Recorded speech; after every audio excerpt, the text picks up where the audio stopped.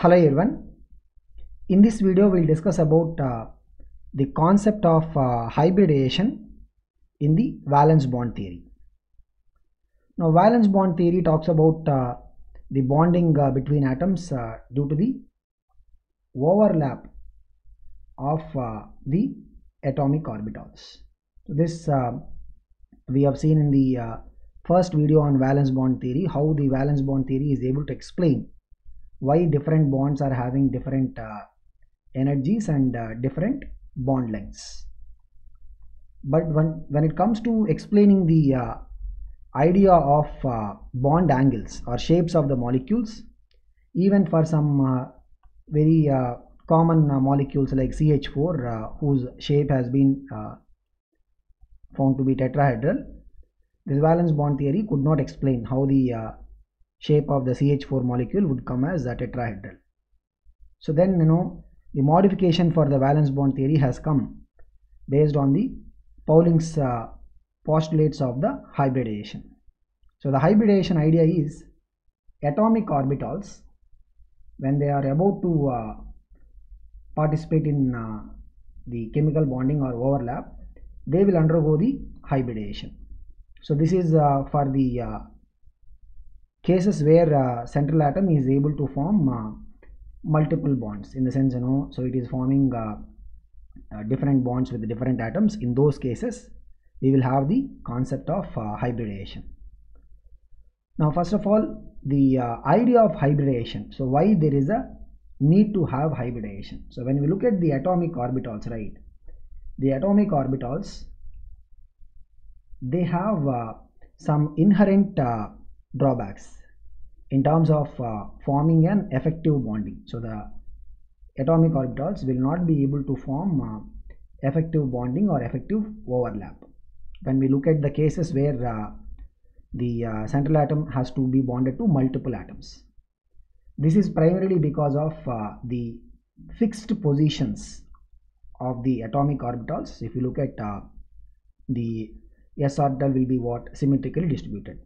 Px will be along the x-axis, Py will be along the y-axis, Pz will be along the z-axis. Due to the fixed positions of these orbitals, the bonding may not give rise to a uniform distribution of the electron pairs. So uniform distribution of electron pairs in space, right, will give rise to what? It will be giving rise to minimal repulsions between them. But because of their fixed positions, right, they would not be able to give rise to uniform distribution. This is one drawback. The second thing is, because of their existing shapes, the overlapping itself may not be that much effective. So in all the cases, the overlapping may not be effective. As a result of it, the need for hybridization, so where the hybridization will be able to give rise to what we call as hybrid orbitals, which will be able to overcome these drawbacks. So what is the concept of hybridization? We can look at it just like normally mixing. So if you think about this, what the visualization that we are seeing here, right, what is happening here? We have different colored flutes and we are basically mixing them.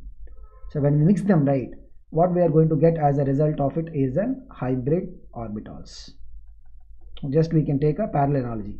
So the hybridization involves intermixing of the pure atomic orbitals, which will have slightly different energies. Means what? We cannot do hybridization of 1s orbital and say 4p orbital, because they'll have quite a lot of difference in terms of their energy. But we can do hybridization between the 4s orbital, 4p orbitals and 4d orbitals, because they're all in the same shell, right? They'll be having almost similar energy. So we'll have hybridization happening only between orbitals that have similar energy or slightly different energy level. And after the hybridization, what is going to happen is there is going to be a redistribution of energy. So the hybrid orbitals that are formed, right, will be having equivalent energies and identical shapes. So the hybrid orbitals that are going to form after the hybridization, right, will be having what? Equal energies and identical shapes. Not just that, they will be distributed uniformly in space. So as a result of it, what is going to happen is, when bonds are formed by using the hybrid orbitals, they are going to result in the minimal repulsions because they are uniformly distributed in space, right? Bonds formed by the hybrid orbitals will result in the minimal repulsions. So we'll see as we get into the details of this hybridization, we will see in what way the hybrid orbitals will be uniformly distributed in the space. But this is the broad idea of the need for hybridization and what is going to happen once there is an hybridization. So if you look at some of the important features of the hybridization, right? The first thing is the number of hybrid orbitals that are going to be formed will be simply equal to the number of atomic orbitals that are getting hybridized. Means what? See, if you have one s orbital and 3 p orbitals, imagine we are doing hybridization of one s orbital and 3 p orbitals. Okay, now as a result of it, we are going to get how many new orbitals? We will get 4 new orbitals. Why? Because it is 1 and 3. Totally the hybrid orbitals count will be 4. And we will see that the hybridization, we will start giving them some names. Names will come basically from the fact that in a particular type of hybridization, what are the different types of orbitals involved. Like you can see here, what is that? We have 1s orbital, 3p orbitals. So we will call this hybridization as what you know, sp3 hybridization. What do we call it as? sp3 hybridization. So 1s orbital is involved and 3p orbitals are involved. So we are going to get 4 new. So we'll give the same name for the hybrid orbitals because we have to give them some name, right? We'll call them as what? sp3 hybrid orbitals. So we are going to get 4 new sp3 hybrid orbitals. So the point is the number of hybrid orbitals formed will be equal to the number of original pure orbitals that are participating in the bond formation.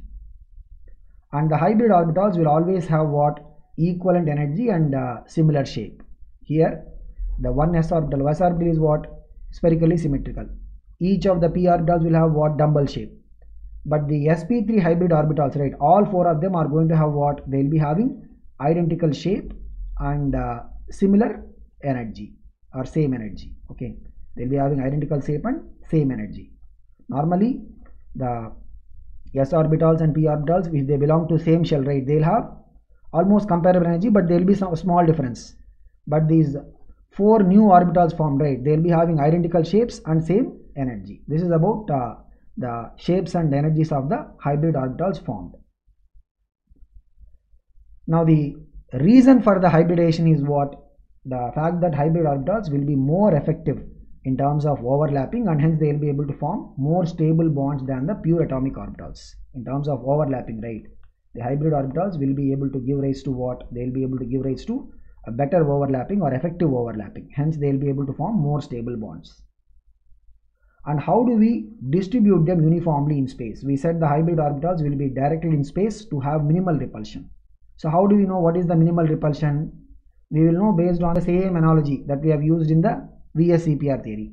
If you have 2 hybrid orbitals formed, what will be the arrangement? They will be arranged on either side of the nucleus. Arrangement will be what? Linear. 3 means it will be what? Trigonal, planar. So whatever we have seen in the case of the valence shell electron pair repulsion theory. 4 means what is it? Tetrahedral. 5 means it is going to be what? Trigonal, bipyramidal. 6 means it will be what? Octahedral. 7 means it will be what? Pentagonal, bipyramidal. So whatever we have seen in the case of the VSEPR theory, the same kind of orientations will be coming for the hybrid orbitals also in order to have minimal repulsions. And the other important part is pi bonds, right? How the pi bonds will be formed? Because of the lateral overlap or the sideways overlap. If say for example this is the z axis or the internuclear axis, a px orbital of one atom and px orbital of another atom, they can have this sideways overlap. Similarly the py orbital of one atom and py orbital of another atom can have sideways overlap. Means here we should have the axis of these orbitals should be parallel. First of all, px and px, the axis is what? Parallel, and it should be perpendicular to the internuclear axis. So this is one of the important condition that we have seen for the pi bond formation. So pi bonds are generally formed by what? P orbitals or d orbitals. Now pi bonds, right, cannot be formed by the hybrid orbitals. Why? Because hybrid orbitals will not be having this fixed orientation. because if the z-axis is the internuclear axis, we require the the orbitals to be participating in the pi bond to have along either the x-axis or the y-axis. They must have fixed orientation. But hybrid orbitals will be what uniformly distributed. So we will not get this fixed orientation and they cannot meet the condition for pi bond. As a result, right, the pi bonds can only be formed by the pure p orbitals and pure d orbitals. And whenever we have the multiple bonds means what? Same atom is forming either a double bond with another atom or a triple bond. What we need to keep in mind is whatever is the number of pi bonds. See, in this case, double bond means what? One pi bond is there. Triple bond means what? We have two pi bonds. Okay. These pi bonds, we have to keep aside those many number of pure p orbitals or pure d orbitals, whichever is participating. Like say for example, we are only having s orbitals and p orbitals, imagine. We require one pi bond means we will keep one p orbital separate, either px or py. So that will be used for the pi bond. If we require two pi bonds means what? We have to keep aside one px orbital, one py orbital. They will be used for the pi bond formation. Pi bond cannot be done by the hybrid orbitals. So this point we will again discuss when we go to the specific examples. So we will talk about it in the case of alkenes and alkynes. In this video only we will discuss about them. Okay. So this is about the formation of pi bonds, which will be happening only by the pure orbitals, p orbitals or the d orbitals. Hybrid orbitals cannot be participating in the pi bond formation. Pi bonds will be only because of the pure orbitals. Now we look at the example of methane that we discussed in the first video itself. How methane shape was not explained by the VB theory, original postulates we have seen. But here we will discuss about how the hybridization can actually explain the shape of the methane molecule. So if you look at the excited carbon state, what is the excited carbon state? Normally carbon is what? 1s2, 2s2, 2p2. This is the normal carbon arrangement. One of the electron from the 2s level will get excited to the empty 2p orbital. So we'll have what? All the s orbital and 3p orbitals. All of them are now what? Half filled. You can see all of them are what? Half filled. So we have 4 atomic orbitals which are half filled. So they can be participating in the bond formation as such. But here if you see, right, what is the thing? We have the s orbital which will be spherically symmetric. P orbitals are having their own fixed orientation, so the overlapping will not be effective when we want to form bonds by using the pure orbitals. So we will have the hybridization. So how do we think about the hybridization? Look at it. It's a very simple analogy. We have one s orbital, px orbital, py orbital, pz. Totally 3 p orbitals are there. When they undergo the hybridization, so this is the original representation. This is how we have to represent them. So the black line is what? This is the s orbital, which is the spherical symmetry, and the blue ones are what? Px, py and pz.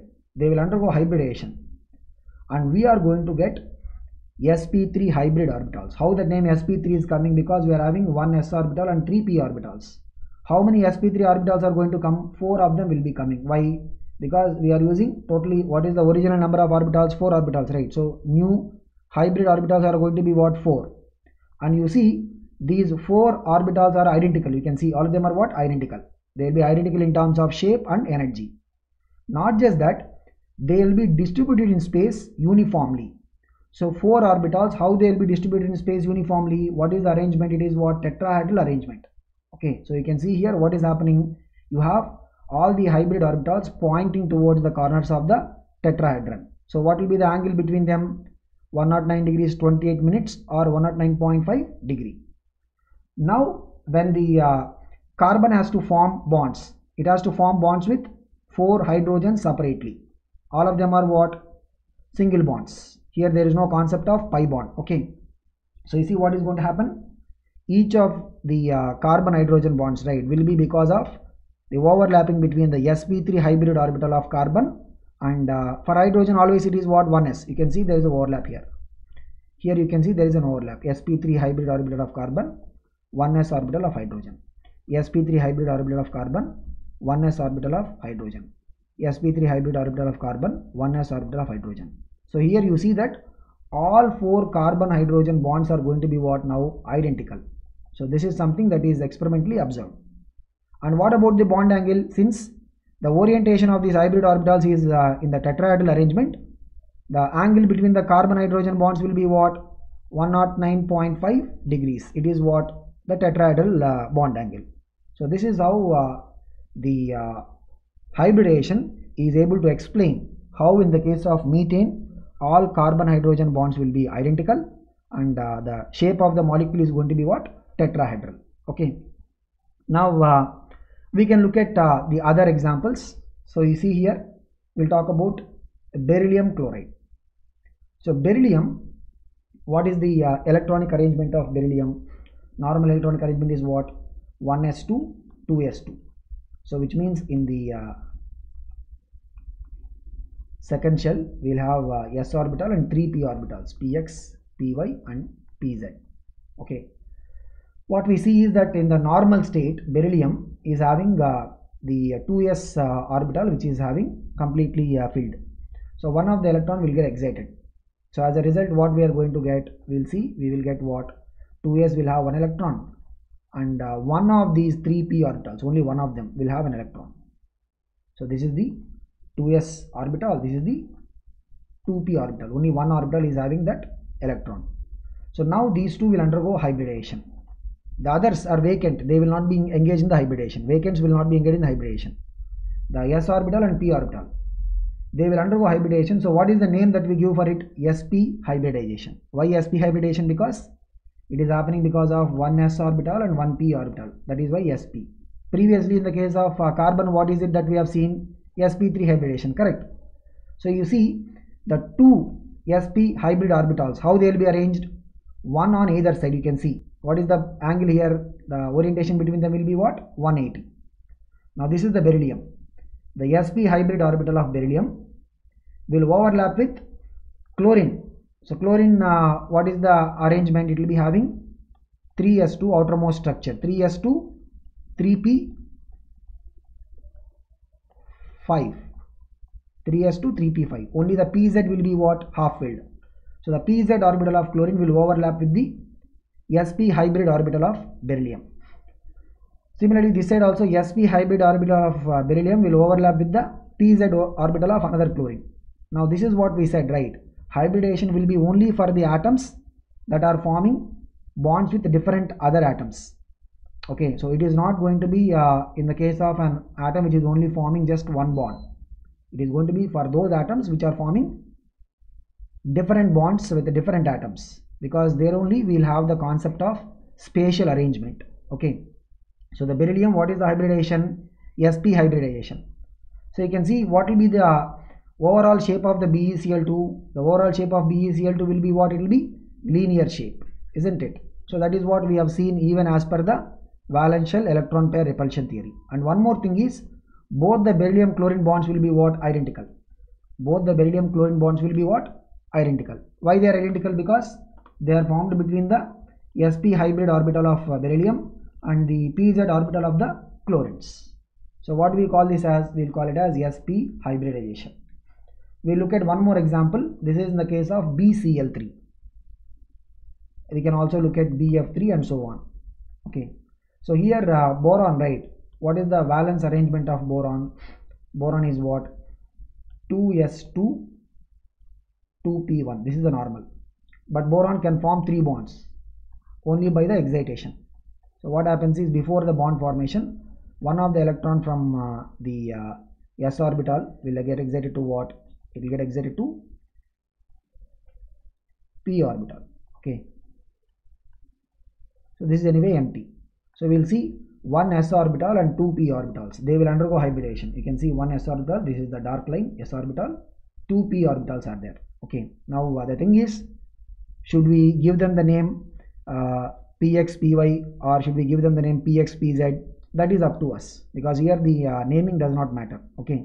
So what is matters is, we have one s orbital and 2 p orbitals. When they undergo hybridization, right, what we are going to get is sp2 hybrid orbitals. Why sp2 hybrid orbitals? Because 1s and 2p orbitals are there. The final number of orbitals will be what? 3 will come. Why 3? Because initially we are having what? Here 1 and here 2, totally 3. So the three sp2 hybrid orbitals, how they will be arranged in space? Uniform distribution. What is it? Trigonal planar. Okay. And in case of BCl3, the boron, right, will have three separate bonds, one with each of these chlorines. So the sp2 hybrid orbital of boron will form a sigma bond. What is this? Each of them will be what? Head to head overlap along the nuclear axis. This is the nuclear axis. This is the nuclear axis. This is the nuclear axis. Correct. So there will be the bond with pz orbital of each of these chlorines. Pz orbital of each of the chlorines. Okay. So we see that all the three boron chlorine bonds will be what? Identical. And what about the shape of the molecule? What is it? It's a trigonal planar shape. So this is how the hybridization is able to explain the shape of the BCl3, or even BF3 also will have a similar shape. And this is an example of what? sp2 hybridization. sp2 hybridization will happen when we have one s orbital and two p orbitals engaged in the hybridization. Now we'll go and look at some of the other important considerations. See, when we talked about the hybridization, we said that the valence shell orbitals, when they're about to participate in the bonding, they will undergo hybridization. Correct. But you can have examples where the inner orbitals also will be participating in the hybridization. The examples will be in the case of the d block and f block elements. So we'll look at these examples thoroughly when we go into the coordination compounds. In +2 we'll discuss about these chapters. Coordination compounds, we have a chapter, as well as we also have a chapter called as the d and f block elements. Coordination compounds and d and f block elements, we'll discuss about them in detail. But here we can also have, because that d block elements, right, their inner means n-1d orbitals also will participate in the bonding. Same will be the case of the f block elements also. Like you can see in case of NiCN4 2-, PtCl4 2-, these are ionic species. So you know what will be the hybridization we are going to have? We'll have one d orbital, one s orbital and two p orbitals. So the name for this will be what? dsp2 hybridization. What will be the name for this? dsp2 hybridization. In case of CONH3 6 times 3+. Okay, in this case we'll have two inner d orbitals, one s orbital and three p orbitals. So hence what do we call it as? D2sp3. Okay, so here I want to mention one thing clearly. If we have s orbitals, p orbitals and d orbitals of the same shell, if we are using d orbitals of the same shell, right, you know what do we call it as? We will keep the d after the s and p. That is how it will be coming as what? S, p and d. If you are using the d orbitals of the same shell. But if you are using the d orbitals of the inner shell, then d will be shown first, then comes s, then comes p. Like in these examples, right? It means what? The inner d orbitals are engaged in the bond formation or the overlapping.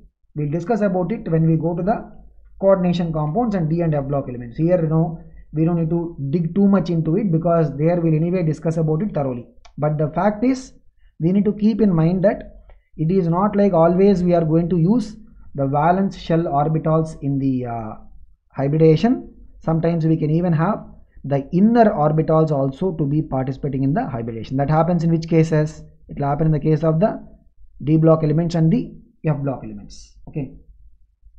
The other point is, when we talked about carbon, what did we say? There will be excitation. Correct. So the electron from the 2s level will get excited. In case of beryllium, we talked about excitation. Boron, we talked about excitation. Okay. It is not like the promotion of electron will be always an essential condition before hybridization. Some of the examples we have seen, there is excitation, but it is not like every time we are going to have this excitation. Okay, we'll discuss examples about that. And one more thing is what it is also not necessary that only the half-filled orbitals, because half-filled orbitals are the ones that are going to form the bonding. It is not like only always the half-filled orbitals will be participating in the hybridization. In some cases, right, even the fully filled orbitals of the valence shell. The fully filled orbitals of the valence shell. It is not like we are going to involve every orbital. The fully filled orbitals of the valence shell, they can also take part in the hybridization. Those orbitals also can take part in the hybridization. We will take a look at example that will explain both these points. What are the 2 points here we are focusing on? One is what? The promotion of electron is not always essential for the hybridization. Second point is what? We normally have the half filled orbitals which are undergoing the hybridization. But if there are fully filled orbitals in the valence shell, they can also participate in hybridization. We look at examples on this. Look at the case of ammonia.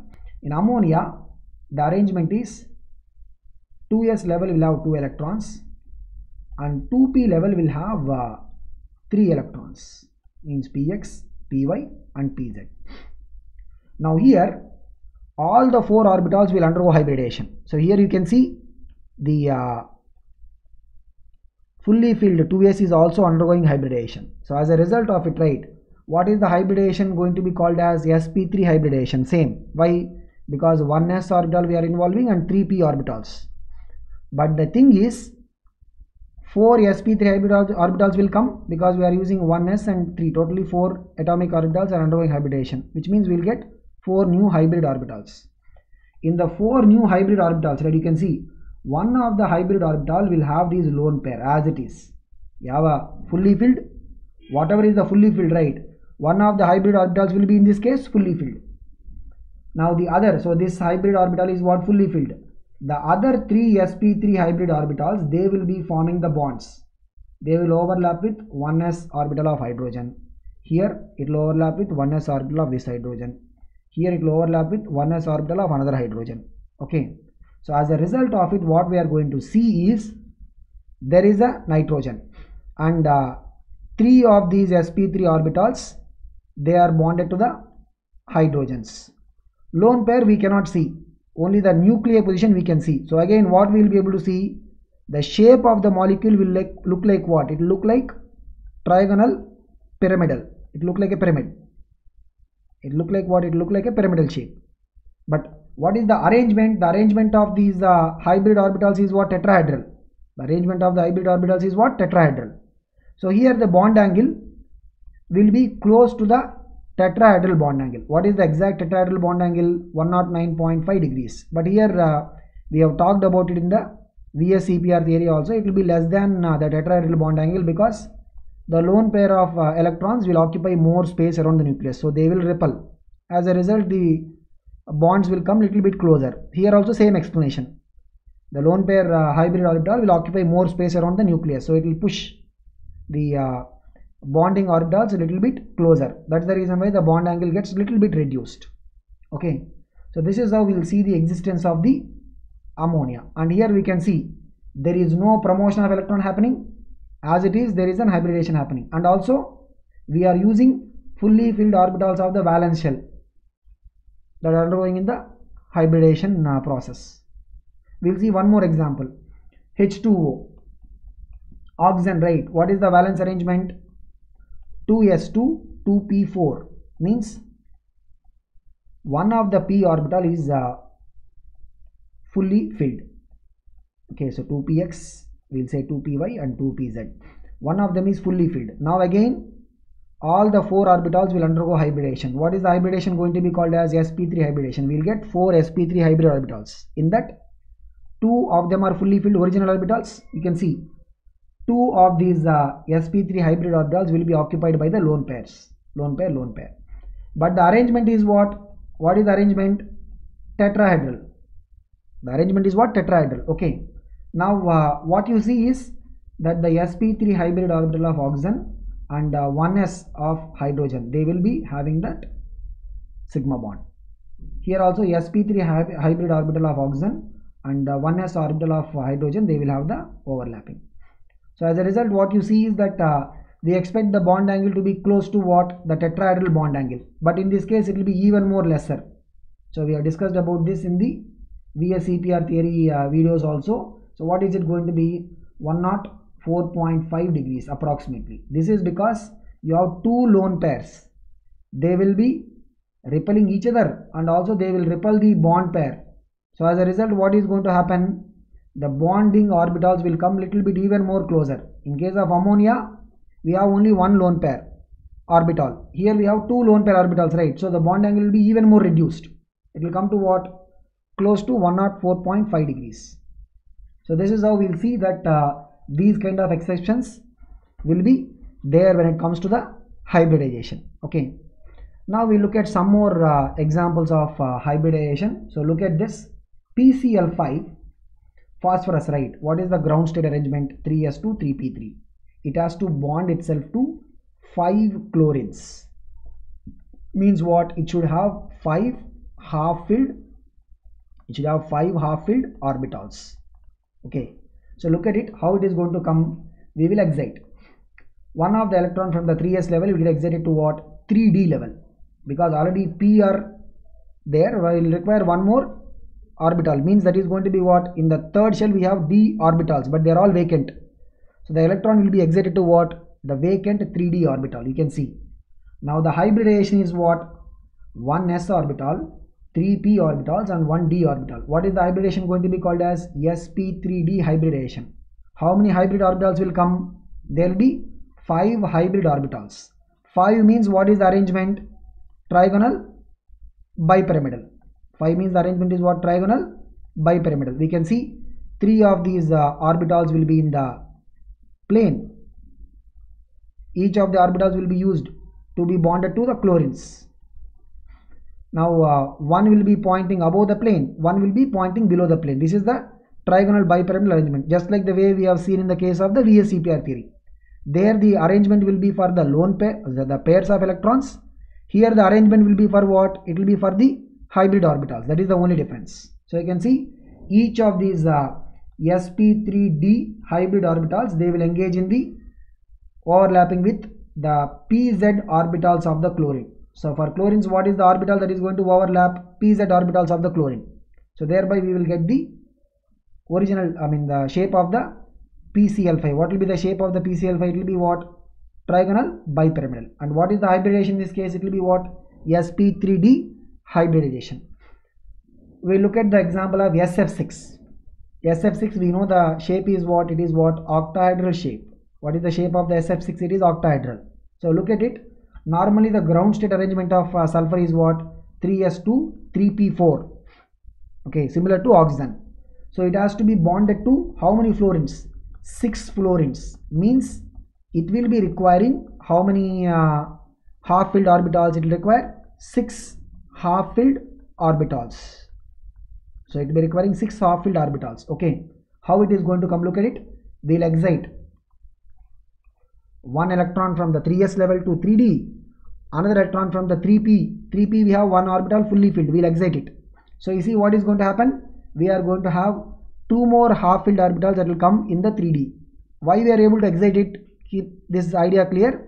Because there are the 3d orbitals which are vacant or empty in the same shell. Okay. So now you see what is going to be the hybridization? 1s orbital, 3p orbitals and 2d orbitals. What is the hybridization going to be called as? sp3d2. Okay. So how many hybrid orbitals are going to come? 6 hybrid orbitals are going to come. So you see arrangement is what? It will be octahedral. So 4 of them will be towards the corners of the square in the plane. One will be pointing above, one will be pointing below. Each of them will be bonded to the pz orbitals of the fluorine. Each of them will be bonded to the pz orbitals of the fluorine, like that. Okay. So this is how we will have the SF6 to be having an octahedral shape. You can see each of the hybrid orbitals is bonded to what? The pz orbitals of the fluorines. So this is how we will have the sp3d2 hybridization in case of the SF6. Now remember, previously when we talked about the hybridization in case of the d and f block elements, remember what we have said? We have said this, remember, dsp2, like that we have said. What is the reason that we gave? This d orbital is actually what? The n-1 d orbitals. They are the inner orbitals. That is the reason why we have kept d before. Here this d orbital is in the same outermost shell. That is why the d is coming after s and p. We have to keep this difference in mind. Okay. So these are some of the other examples that we can think of in terms of the hybridization. Now we have a easy tricky method that we can sometimes use while solving questions in the competitive examination, so that we will be able to quickly get the answer for the hybridization, because they will give us a molecular ion and ask us what is the hybridization in this case. Like that they will give questions. So this quick approach, right, will be able to directly give us the hybridization. So what is this approach? This approach is based on the value of Z. So we have a formula. Just look at the formula. What is it? Z value we have to find first. Based on the Z value we will have the corresponding hybridization. Z is equal to means what? It will be sp hybridization. Z equal to 3 means what? sp2. Z is equal to 4 means what? sp3. Z is equal to 5 means what? sp3d hybridization. 6 means what? sp3d2. 7 means what? sp3d3. So keep one thing in mind. This formula, right, this particular formula we will use generally for what? Generally for the non-transition elements. This formula will be for what? Non-transition elements, or rather, you know, the molecules or ions formed by the non-transition elements. Okay. So how do we get the Z value? Look at how do we get the Z value? Half into number of valence electrons of the central atom. That we will know. Based on the electronic arrangement, we will know what is the number of valence electrons. Number of valence electrons plus number of monovalent atoms attached to it. Monovalent atoms means what? Hydrogen is a monovalent. Okay. Fluorine is a monovalent, chlorine is a monovalent, because they will form only one bond. What about oxygen? It is divalent. Okay. So we have to add only the number of monovalent atoms attached to the central atom. Okay. Then we have to add the negative charge. Negative charge represents what? Gain of electrons. So we have to add it. If there is a positive charge, means we have to subtract it. And negative charge means we have to add it. That is representing what? Gain of electrons. Positive charge means what? That many number of electrons are lost. So we have to subtract it. Now we look at it now with an example. Let's say we have already seen ammonia. What is the hybridization? sp3 hybridization. We already know it. So look at it. Half into, we will get it as per the formula. Half into, what is the nitrogen? Nitrogen is central atom. Number of valence electrons, right? Look at it. Number of valence electrons of central atom. What is it? 5. Plus number of monovalent atoms attached to it. Nitrogen is bonded to 3 hydrogens. All 3 hydrogens are what? Monovalent. Means plus 3 is going to come. Plus negative charge, if any. Is ammonia having any negative charge? No. Minus any positive charge. No positive charge also. So it will be plus 0, minus 0. Look at it. 5 plus 3 is what? 8. There is a half. Means we will get the Z value to be equal to what? 4. Z4 means what? What is Z4 means? sp3. Based on Z value, we will get the hybridization. Z is equal to means what? sp. Z is equal to 3 means what? sp2. Z equal to 4 means what? sp3. 5 means what? sp3d. You can see we are basically adding one more orbital like that. 6 means what? sp3d2. 7 means what? sp3d3. We will look at one more example. Now in this case, we will take the example of an anion. Sulfate ion, SO4 2-. Half into, central atom is what? Sulfur. What is the number of valence electrons of sulfur? 6. Plus sulfur here is bonded to oxygens, isn't it? Oxygens are what? Divalent. They are not monovalent. Look at it.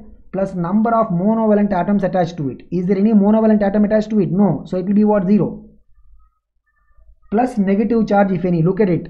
Sulfate ion, what is the negative charge on this? 2. So we have to add whatever is the negative charge, we have to add, because it represents what? The number of electrons gained. Is there a positive charge? Because see, an ion cannot have both the charges. It will either have a negative charge or the positive charge. So positive charge will be what? In this case 0. Okay. So look at it. 6 plus 2 is what? 8. Half into 8 is what? 4. So 4 means, Z value 4 means what is the hybridization? sp3 hybridization. Okay. So this is how we will be able to get the hybridization using this shortcut formula. So this will be really helpful for us. In which case? In the case of the non-transition elements, those molecules are the ions. Okay. And this is mostly something that will be useful for us in finding out the hybridization when it comes to the competitive examinations. Okay. Now what we'll do is we'll go and look at the hybridization in case of organic molecules, especially alkenes and alkynes. Remember, already we talked about the hybridization in case of methane. You know what is methane? Methane is actually what? Alkane. What is methane? Alkane. So we have already covered the alkane part. Now we are going to look at alkenes and alkynes. Remember what we said? They are going to have what? Pi bonds. The alkenes and alkynes are going to have what? Pi bonds. So in the case of pi bonds, remember what we said? Pi bonds will be formed only by the pure p orbitals or d orbitals. Okay, so we'll see how this is going to happen. Now in C2H4, first we'll look at the skeletal representation. Again, always it will begin with what? Skeletal representation. C2H4, we already know the skeletal representation. What is it? Carbon will be double bond to another carbon. Here we'll have a hydrogen. This is the skeletal representation. Means what? Here carbon has to form a sigma bond, single bond, right? Sigma bond. There is a double bond. In the double bond, first bond will be what? Sigma bond. Second bond will be what? Pi bond. Okay, so carbon, each carbon, you can see 1, 2, 3. Each carbon is forming how many sigma bonds? 3 sigma bonds. And each carbon is forming a pi bond. Each carbon is forming a what? A pi bond. Pi bond will be because of what? Sideways overlap. The second bond between the carbon and carbon is what? It is a pi bond. So look at it now, how it is going to happen. So carbon, what is the excited arrangement? We'll straight away look at the excited arrangement. What is it? You'll have electron in the 2s, and there will be what? Electrons in the p orbitals. There will be electrons in the p orbitals. Okay, so we'll have what? 2p, 2px, 2py and 2pz. Now if it has to form a pi bond, means we have to keep one pure p orbitals aside. And since the bonding between carbon atoms, sigma bond will happen along the nuclear axis, z axis. So generally what we will say, the pi bond will be formed either by the 2p orbitals or 2px orbitals or 2py orbitals. So we can keep aside the 2px orbital, separate it. That is going to be only for the pi bond formation. Now look at it, what we have. We are having one s orbital, one 2py orbital, one 2pz orbital. So as a result of the hybridization, what we are going to get? sp2 hybridization. The 2px orbital is left aside for what? For the formation of the pi bond. So you see what is going to happen? The 2px orbital of one carbon will form a pi bond with 2px orbital of another carbon. And the sp2 hybrid orbitals. So look at sp2 hybrid orbitals. What will be the arrangement? It is what? Trigonal planar. What will be the arrangement? Trigonal planar. So the arrangement will be what? It will be trigonal planar arrangement. So sp2 hybrid orbitals, sp2 hybrid orbital of one carbon will form a sigma bond with sp2 hybrid orbital of another carbon. Here it is what? sp2 hybrid orbital of a carbon with 1s orbital of hydrogen. Here it is what? sp2 hybrid of carbon, 1s orbital of hydrogen. So the arrangement is what? Trigonal planar. That is the reason why C2H4 will have what kind of an shape? It will have a planar shape. Why? Because here the hybridization is what? sp2 hybridization. You see the plane, you have a plane. Above the plane and below the plane you have the pi electron cloud. That is the double saucer. Above the plane, below the plane we have what? The pi electron double saucer cloud. So this is what will be the case of alkene. So we have taken the example of what? We have taken the example of the ethene. What is C2H4? It is what? Ethene. Okay. Now we can just look at this in terms of the visualization, how it is going to come. You can see here. So you have the planar shape of the overall molecule. So what is the planar shape? Planar shape is coming because of the sp2 hybrid orbitals arrangement. So you see there is a sigma bond here. This is a sigma bond between the carbon and carbon. This cloud is what? This is the pi cloud, double saucer cloud. One above, one below. In the plane we also have what? The sigma bonds between the carbons and hydrogens. So this is what is the planar shape. This is what is the planar shape of the C2H4 ethene. And you know, in organic chemistry we will discuss about what is the significance of this pi electron cloud. The pi electron cloud is freely available. This electron cloud is what? It is freely available. One part of the cloud is above the plane, one part of the cloud is below the plane. Because of this, right, alkenes will have some characteristic properties because of the availability of this electron cloud. We will discuss about it when we go to the hydrocarbon chapter in organic chemistry. Let's move on to the next one, alkynes. So here we are going to take the example of acetylene or ethine. What is acetylene or ethine? It is C2H2. Acetylene or ethine, what is it? C2H2. Means here we have the skeletal shape. If you see, what is it? Each of the carbons will be triple bonded to each other. There is a triple bond. Okay. And on either side they will be bonded to hydrogen. So if you look at it, the carbons between them will form 1 sigma and 2 pi bonds. Now we will straight away look at the excited state of the carbon electronic arrangement. 2s, we will have 2px, 2py and 2pz. Here we will require 2 pi bonds, means we will take away px, py, we will take them away. They will be kept aside for what? For the formation of the pi bond. You can see px of one carbon is forming a pi bond with px of another.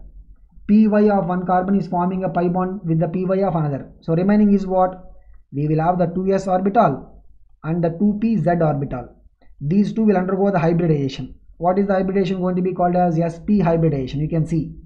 So the carbon will be having 2 sp hybrid orbitals. What is the arrangement? Linear. So this side will have one sp, this side one sp.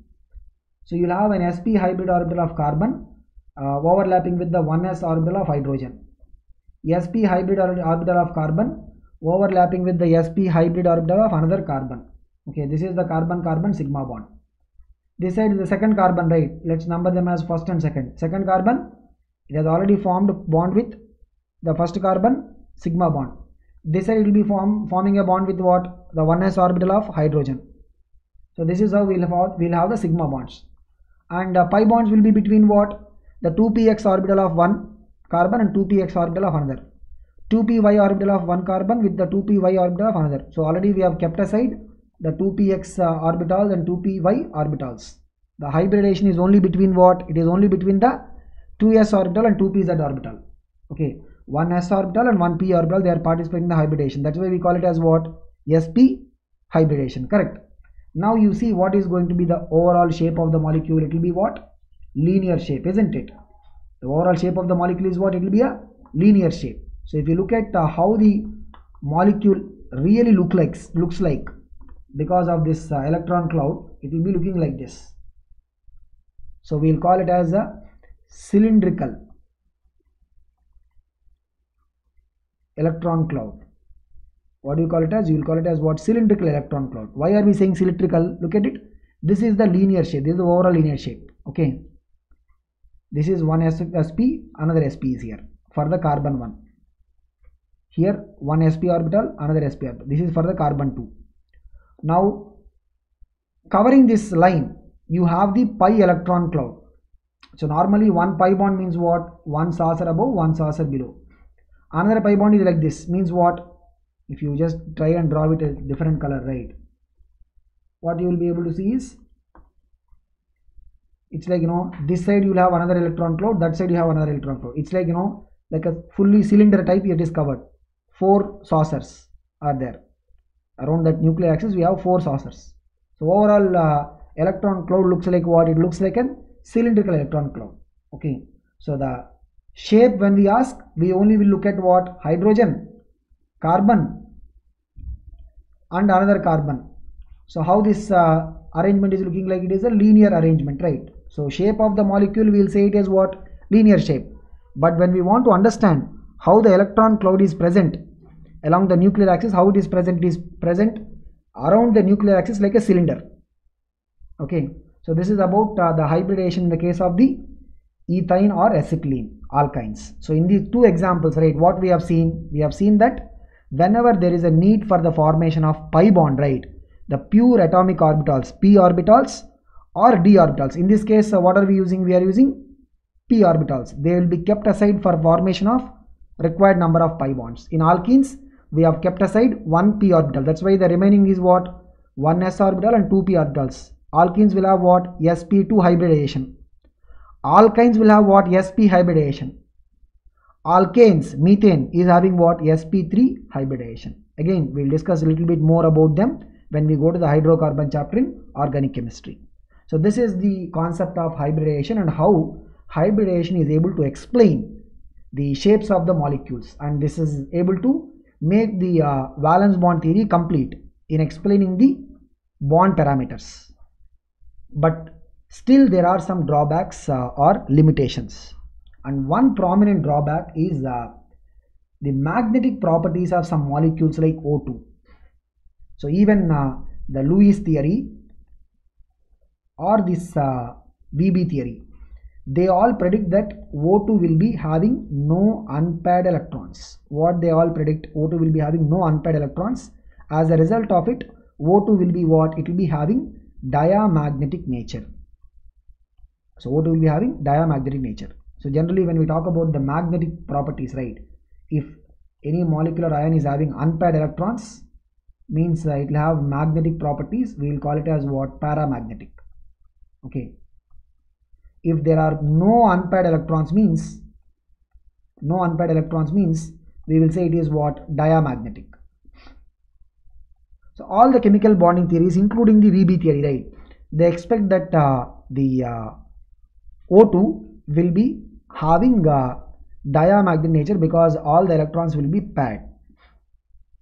Like if you see the normal conventional model of the O2 molecule, what is it? We'll have both the oxygens sharing 2 pairs of electrons.